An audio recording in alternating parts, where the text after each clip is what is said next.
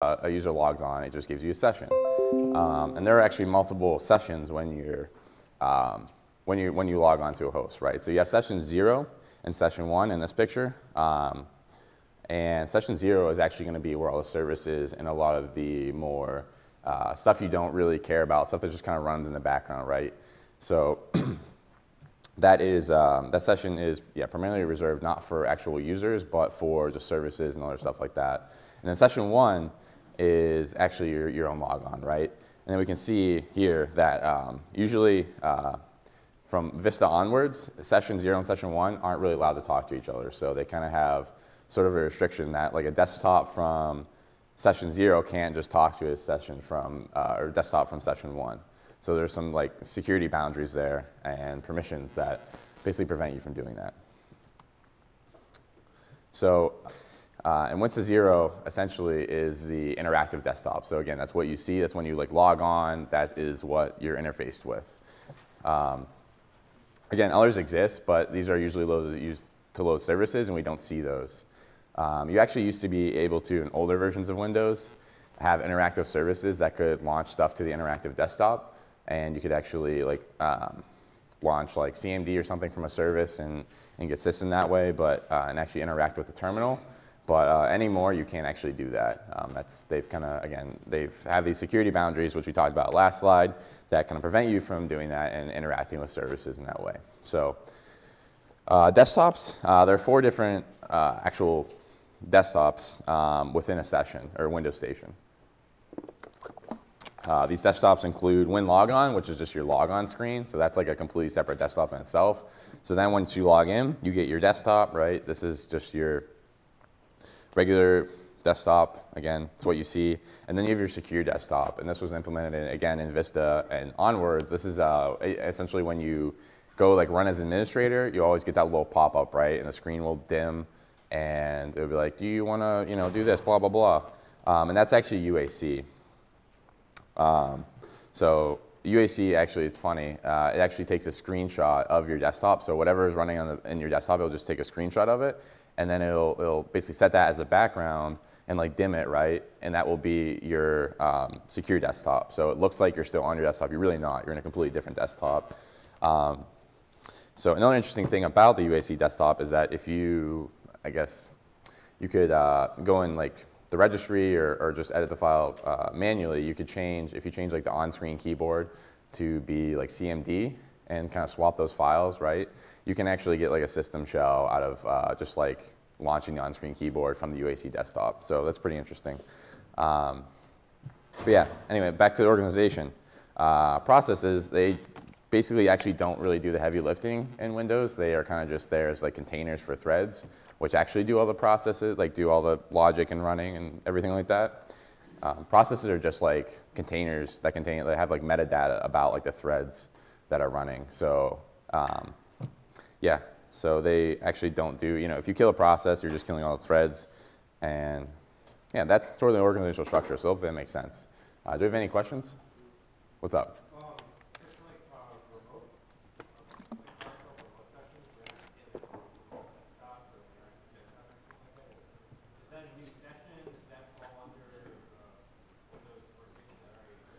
Yeah, that's a good question.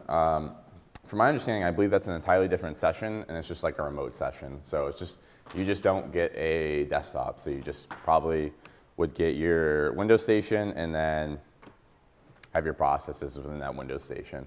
So, but it would be a completely different session because your logon is completely different from a different user. So does that make sense? Yeah. Cool. Okay. All right, cool. So authentication. So authentication is pretty complex within Windows. It doesn't really, I'm not sure how it kind of works, like with PAM and everything in Linux, it's pretty straightforward, and Windows, that's not really the case, but of course, nothing in Windows is really straightforward. So the basics are that local authentication, and pretty much all authentication, starts with the local security authority. And the local security authority basically uses LSASS. So I'm sure how many of you are familiar with LSASS or have seen it or heard of it? You hear all the jokes like, oh, don't kill LSASS, or if you kill LSASS, it'll basically you have to restart your computer, right? Because it's like a critical process. LSAS is just like the basically interface for the local security authority and does all like the logic and running.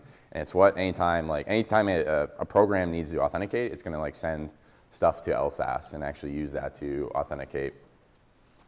So when you log in, LSAS or local security authority actually creates a token for you. So this token is just used all around the operating system to authenticate and just do things that require any sort of authentication or have any security boundaries in place. So if you go to like look at a file, you're going to present that token and be like, hey, this is my token, can I see this? And Windows has permissions right in place that are in the form of, I think, DACLs and the discretionary access control that basically tell you like, okay, this is who can see this file and this is what they can do. And then LSAS is going to compare your token to the DACLs that are in place and going to be like, okay, this guy can read this file, but he can't write to it. Or this guy can write and read, but he can't execute it. You know, whatever, right? And Windows has, we went over in like the first Windows presentation, we went over like the basic permissions, right?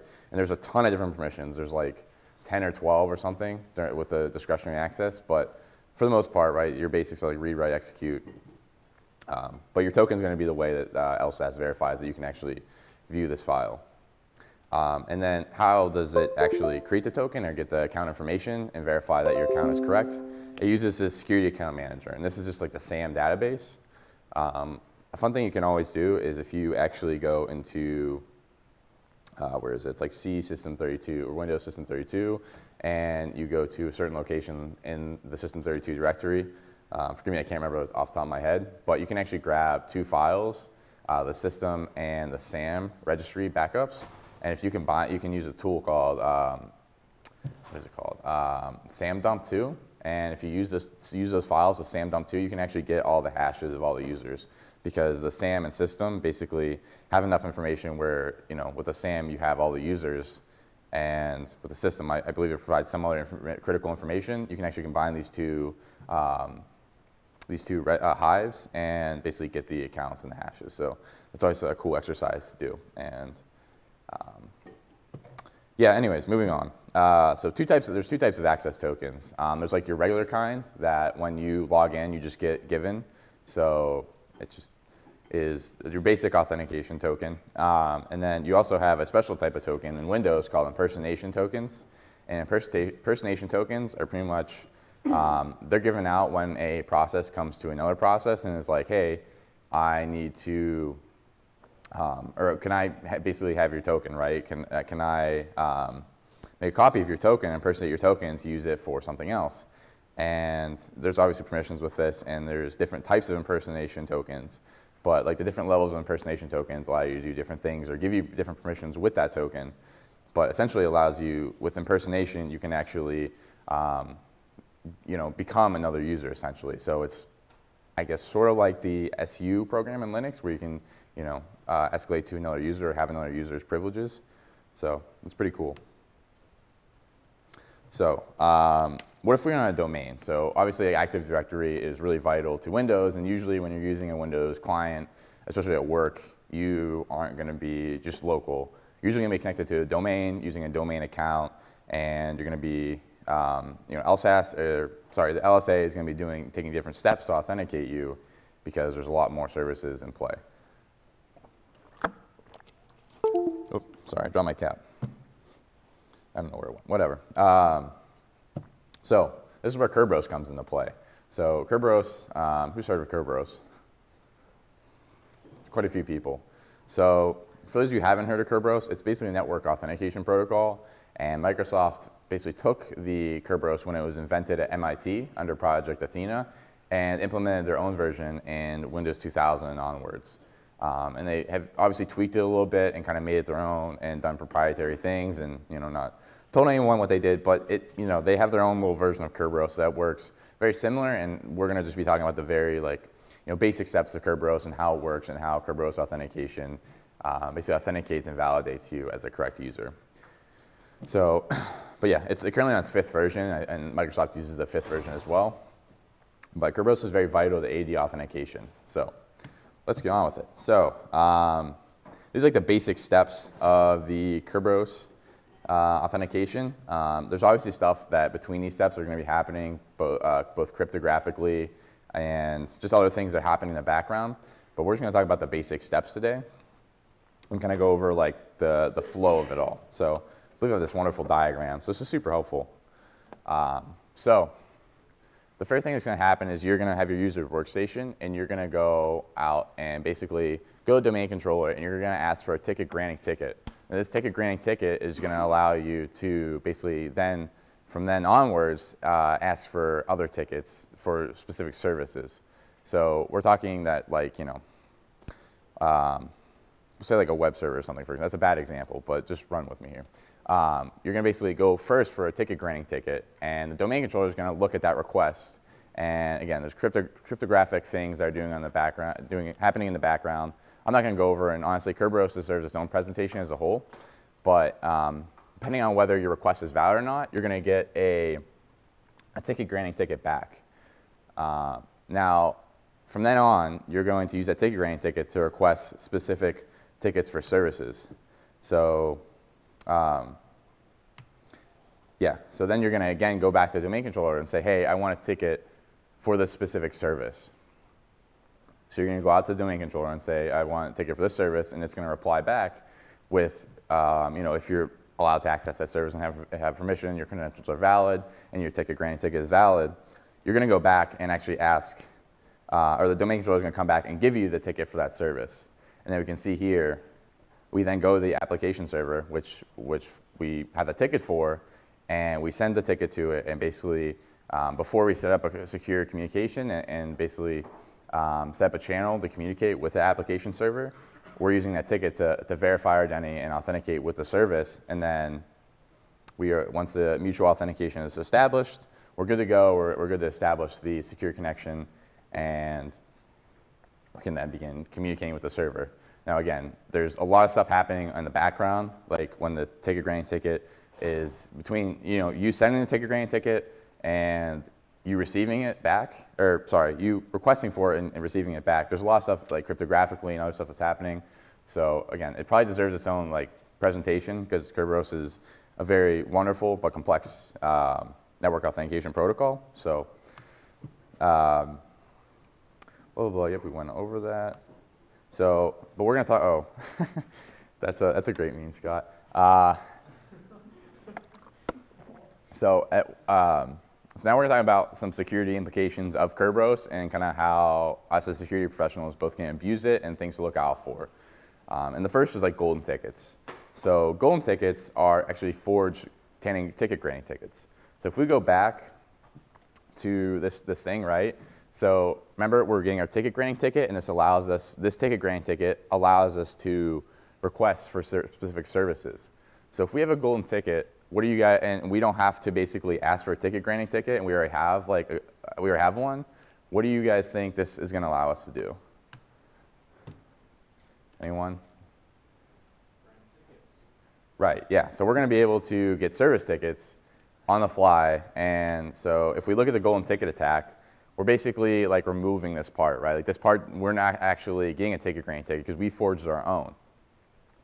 And so with the golden ticket, we can essentially request any service tickets that we want. So for really anything. So, but what do we need for this golden ticket? So we need 4 things, or 3 or 4 things, or maybe 5 things. We need where do I have this at? Oh, right. So first we need the domain name. So if we're on like corp.com, we have corp.com as a domain name. We need a domain SID, which you can get from any user. We need the TGT account hash. Now this is an account that is created whenever you basically set up Active Directory, and it's used during the cryptographic process of Kerberos. So we need that hash. And then we need the user ID that we want to impersonate. So say we want to impersonate a domain admin, we can do that and have domain admin privileges with this golden ticket. And then since we have domain admin privileges, we can essentially request any service ticket that we want, right? There's really no, again, there's no restriction on what we can and can't request. So then the other type of ticket that us as security professionals need to know about is like the silver ticket and the silver ticket attacks. And these are forged service tickets. So if we go to the silver ticket diagram, we can see that there's actually no communication whatsoever with the domain controller. So we're not asking for a ticket. We're not actually asking for a ticket granting ticket. We're not asking for a service ticket. We basically are forging a service ticket and then authentication with that service that we forged the ticket for. So to do this, we kind of need very similar things except for as a golden ticket, but we need a service account hash instead, and we're doing this for a specific service account. So this is obviously a lot less powerful than the golden ticket, where the golden ticket we can just create arbitrarily any tickets for any service, but it's still useful and still something to be aware of. Now for remediating these attacks, they're really hard because it doesn't really, like in terms of logs, there's not a lot of logs that kind of verify or tell you that this attack's happened, especially golden tickets, right? Really the best thing you can go off of is if the golden ticket is forged for a user that doesn't exist, which is possible because the KDC doesn't actually verify ticket granting tickets users until 20 minutes after they've been made. So I can make it, I can just go in the domain, right, and make a golden ticket for like Joe Schmo. And Joe Schmo probably doesn't exist, right?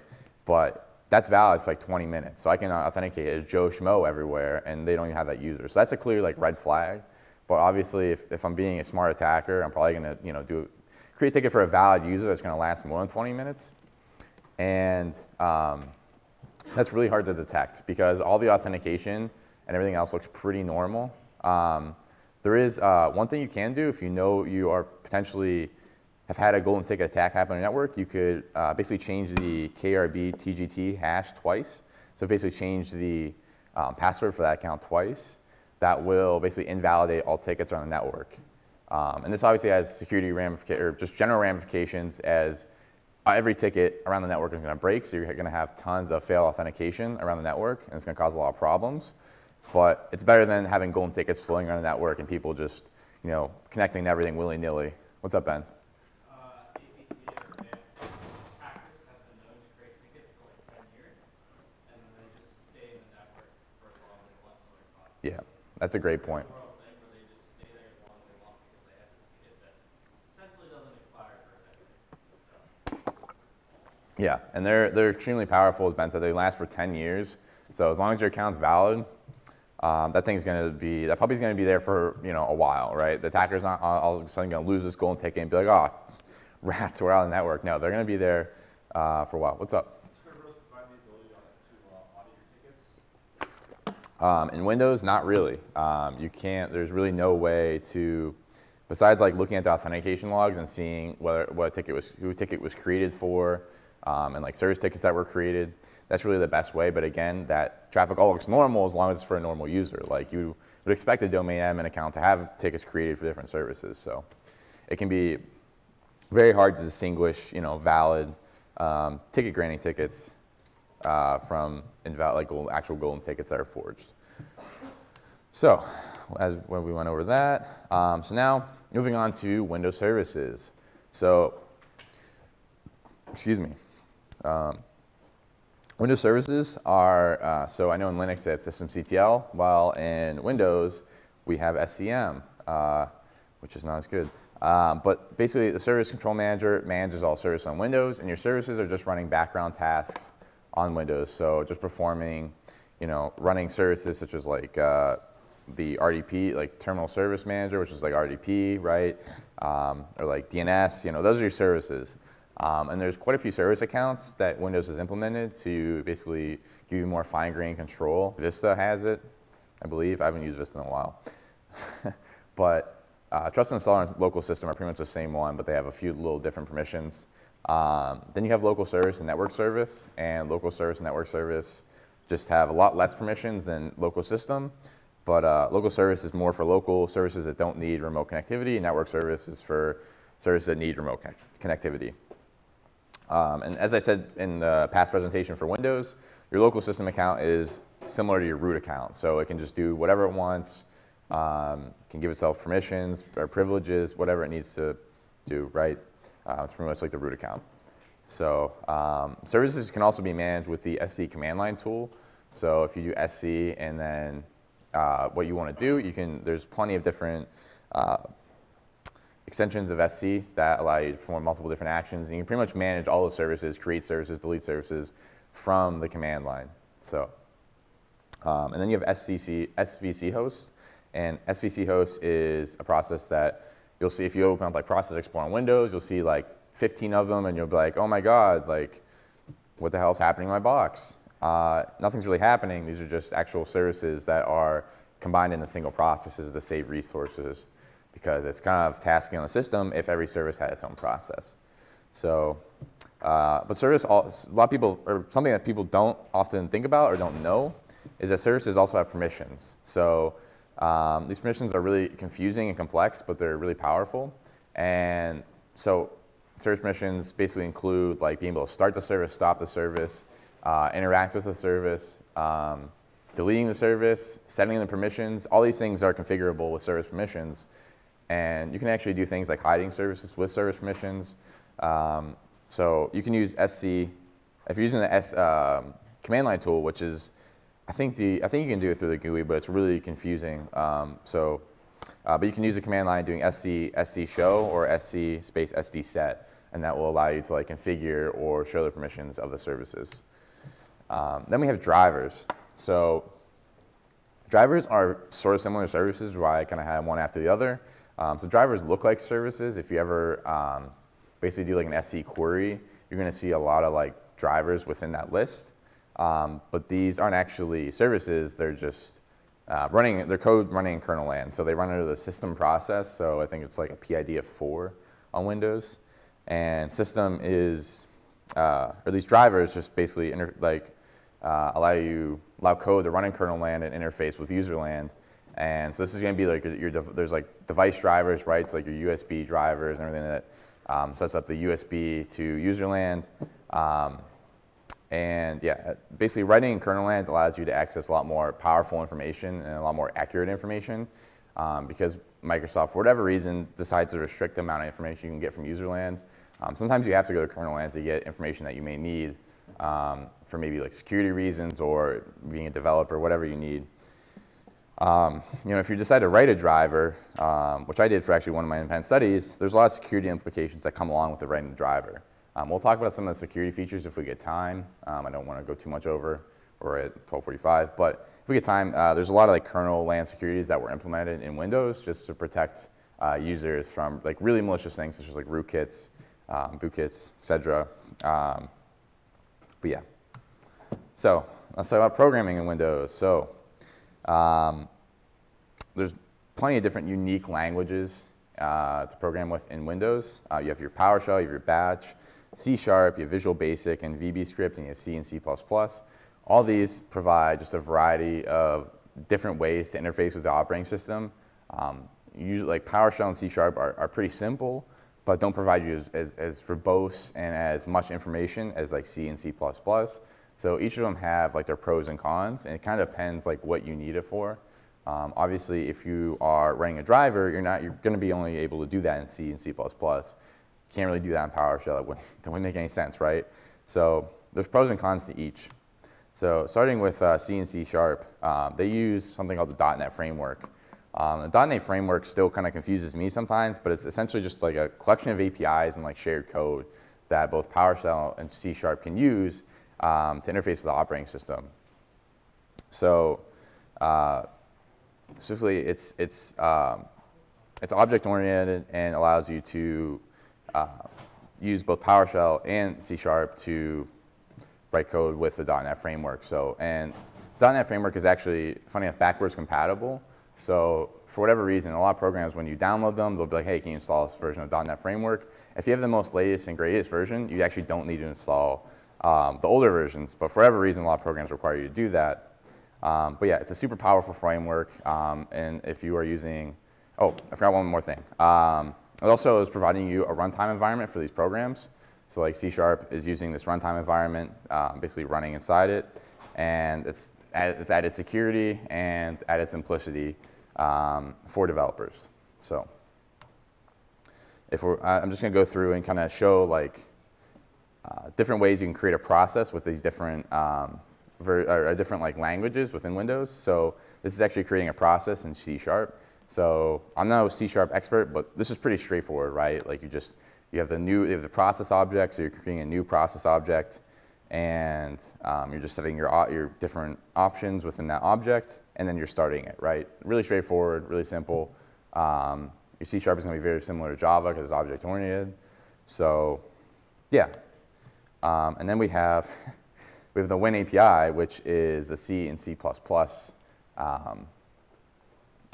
variant for Windows, and this basically sits below C#. So C# programs are going to go through .NET, and then the .NET framework is going to call these Win API functions, and it's much lower. So the Win API is much lower, so it gives a lot better information, a lot more accurate information. But unfortunately, it's a lot harder to work with, and it can be a lot of times more difficult, especially if you've never used it or are new to C and C++. There's kind of a learning curve when you're starting out with this. So if we look at creating a process in C and C++ within Windows, we can see it's a lot more complex than this, right? So this is just a function call, right? This isn't even like the variables, setting up the variables. This is literally just a function call. So again, you get a lot more fine-grained control over what you get to do in C and with the Win API, but there's kind of a trade-off, right? You're going to spend a lot more time trying to figure out what the hell these things mean if you don't know what they mean, but also like setting everything up and calling the actual functions. So and then we have the native API, which is like the spooky API, but the native API is oftentimes referred to as like a hidden or secret API. That's not really the case. Microsoft just doesn't want you to use it. Because they change the native API quite often. And so like a lot of structures and stuff, they will add different parameters to the structures, or add, or change the functions and how they work, or change like the different parameters to pass to a function. So say back in like 2008, you wrote something like a program in the native API, and then you go to run on Windows 10, it's not going to work because the structures and everything are changed. And you actually have to like self-define these structures and self-define these functions. So you actually have to like define everything yourself, because again, Windows doesn't really want you to use these APIs. They prefer you stay away. But there is an advantage to using these APIs in that they provide way, way, way more information, and oftentimes more accurate information than if you're just using the Win API. So an example of this is a get thread information in the API. So we can see that, and actually use this in my in-men study, we can see that the get thread information, basically, you can pass like a thread information class, which is essentially just like the information that you want from this function. And with this get thread information function, you can only pass it like two different classes. So the thread memory priority class and the thread power throttling class. And so to me, that information isn't really useful because it's just like memory priority and power throttling. Like I don't really care about that, right? Like I'm sure people do, and it's useful in some regard. But to me, as a security professional, if I'm like making a tool for Windows, like this isn't very helpful at all. So that's when the native API comes in, where we can actually use the thread info class, and basically there's no restrictions on what class we can pass it. We can pass it pretty much anything, get any information from any threads that we want. So in this example, they just give like two examples. Was a thread IO is pending, and they give thread subsystem information. There's like two examples. But if you go on like on the internet and look at like thread info class, there's going to be like 30 different types of that class that you can pass it. So then we have WMI. So WMI is super powerful and has been in Windows for a very, very long time, and it is the Windows Management Instrumentation. And this is a very extensive framework that has like SQL-like queries that allow you to basically interface with the operating system and get a variety of information from the operating system. So the general format of WMI is WMIC, which is essentially what you use to interface with the WMI. And then you pass it credentials if you need to. Most of the time you're not going to unless you're doing a remote system, which you can do through WinRM. And then you have your area that you're looking for, so like process or group. And then you have your query string. So we have the example right there. We have WMIC group list brief. And so brief is just going to give you a brief description of all the groups. but it's essentially allowing us to query for all the groups on the operating system using WMIC and SQL-like queries. So another thing WMIC can also do, again, it's really powerful, is allow you to actually call, like, create and like terminate processes. And so you can do that with, for example, you can do WMIC process call create calc.exe, allows us to create a process called or allows us to launch a process with calc.exe. So super cool. And then WMI from a security perspective allows us to, for red team and even for blue team, it's something we need to watch out for because red team can abuse it and use it to do a lot of powerful things in the operating system and create a lot of forms of persistence. For example, we have WMI events, which consists of three things, which are filters, consumers, and filter to consumer bind, which essentially just links the two. And so the filters are basically determines if the events are triggered or not. So this is usually something like if I'm creating malware in WMI, the filter is going to be something that is like if the process explorer.exe exists. So this is essentially just like explorer.exe exists, so a user is logged on. So then I'm going to go to my consumer, which is the action that we actually take if the filter is triggered. And so for consumer, I could just say, hey, run my malware like evil.exe or whatever, right? And then the filter consumer bind, again, just links the two together. So an example of this right here, so this is just like some PowerShell setting up. It's kind of confusing, but just bear with me here. So the one thing to focus on here is like the query up here. So we just are there, we're selecting, basically, we're just checking in that query to see if a user is logged on. And then the consumer, if a user is logged on, then we're going to launch PowerShell and run a command. And then we have our filter to consumer binding at the bottom, which is just binding them together. So we just basically pass our filter and consumer into the object. So last but not least, I guess we're pretty decent on time. So I'll just touch quickly on like some security things I've talked about previously in Windows. I talked about these in previous presentations, but UAC is a big one that was, or essentially a lot of actually features were added in Vista, such as like UAC, resource protection, and kernel protections. And as security professionals, these are kind of important. We don't see them a lot, but for like exploit developers, I know these are things that they oftentimes have to worry about because there's a lot of protections in place that essentially prevent you from in the kernel to both patch it or like load your own drivers or load malicious drivers.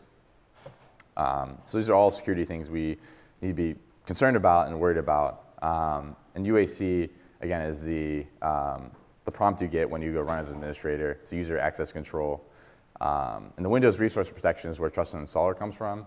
And that is essentially allows you to, or prevents you from deleting critical file system or critical Windows programs like CMD, Calc. You can't delete those because they're protected by trusted installer. So I think that's pretty much it. I know we kind of skipped over the last part pretty quick, but does anyone have any questions? I know I just went over a lot. So, hey, what's up? So for the SAM lock tool, would you be able to use SAM dump to be able to get the password for SAM lock? Yeah, so you can use SAM dump 2 to get like hashes of all the users. If you use the system and the SAM hive, you can combine the two and get the hashes of the users, yes. So yeah, SAM does have that information. So, because I mean, I know the SAM lock tool only deals with the password, so you would be able to grab that hash. I'm not familiar. What's a SAM lock tool? I haven't. Siski. Siski? Yeah. I'm not familiar with them, I'm sorry. But yeah, you can use, like the SAM has that information, so you can actually use the system and SAM registry hives and combine them and with the SAM dump tool, and you can actually get, again, all the hashes of the users so that provide, because it's, I mean, in the SAM, they're encrypted obviously at rest, like in the SAM database, so you can't actually just like go in and see them in plain text, but you can get them hashed. So that's still powerful because you can use passive hash and stuff like that. Yeah, any other questions? Okay, so I don't think we have any notes, but notes about the demo. So the first challenge was supposed to be really easy, but Scott and I lost our credentials to the VM, So you guys are gonna have to find a way to get into the VM. But yeah, it's part of the challenge. There is a way to get in. There is a way to get in. We checked this, but we lost our credentials. So if you guys could get in and get the first flag, then that'd be awesome. So sorry about that. It's on us. And then second and third challenge. Trying to remember them. Yeah, the rest are pretty straightforward. If you guys have any questions, feel free to ask me. I made a demo this week, so if it's like completely messed up or doesn't work, don't blame Scott, blame me. You can come, yell at me, make fun of me. Yeah, but the last challenge, the hard challenge is going to be a coding challenge this week, and so it's going to require you to download Visual Studio and get your hands dirty with some of the stuff we talked about prior to, in like the coding section. So hope you're excited for that one. So yeah, you can just submit your code or have us like come look at it or whatever you want. So yeah. Oh, last but not least, this is really important. With the VM, you might run out of like days that the VM is valid for like the registration tool or with like the activation tool in Windows. So if you want to do that, or if you want to like reactivate it and give yourself more days on the VM, you can use like the what's it called, the SLG manager. I think it's slgmgr.exe, and just do /rearm. I'll post it in Workplace. I'll post a note about Workplace. So if you like, it's like, hey, you need to activate Windows. You don't actually need to activate Windows. You can just rearm the activation tool. So yeah. Anyways, thank you guys for listening. Good luck on the challenges. Let me know if you have any questions. I'll be around.